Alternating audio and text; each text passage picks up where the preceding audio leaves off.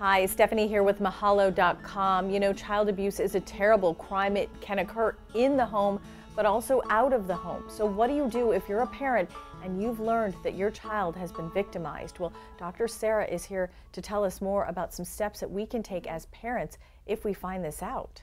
First and foremost, I'm making sure that your child is safe. I mean, that's number one. Finding out who abused your child and what specifically happened. So you'll need to, sit down and really take the time to talk to your child about what occurred and making sure that they don't have exposure to this environment, to this person again. That's first and foremost, again, is the safety. You want to reiterate to your child that they're not at fault, that they didn't do anything wrong. A lot of kids will feel guilt and shame around this. So if they see that they're able to talk to their parents about it and there's a safe place and the parent isn't going to blame them, they may be more willing to share with you what happened and what occurred. Should you seek professional help right away? It's really important to seek professional help.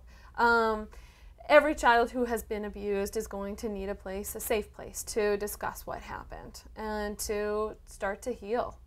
Kids do deal with this differently. Again, you may also need to involve, depending on who the abuser was, the school, the police, there's the Department of Children and Family Services who can get involved to make sure that the person who did abuse your child is not abusing other children as well. Let's say you're in a situation where you're fostering or you've adopted a child and you've learned that that child has been through hell. How do you cope with that? What can you do for that child? As the foster parent, really maintaining hope for the child too, and not just thinking, okay, this is a child who's been abused for years, and just kind of throwing up your hands, but really recognizing the fact that a child, their brain is continuing to develop. So by creating new soothing and experiences, that the brain is going to start to really heal itself and develop new neural pathways and help the child learn how to relax in different and be successful in terms of different contexts. Are there certain things we should look for, certain behaviors that we can expect, like acting out? Yep. Some children will act out, some children will retreat.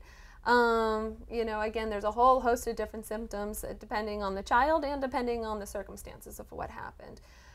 Some kids will start to wet the bed, some children will have difficulties with sleep. Some children, again, will have problems at school, again, may retreat to their room.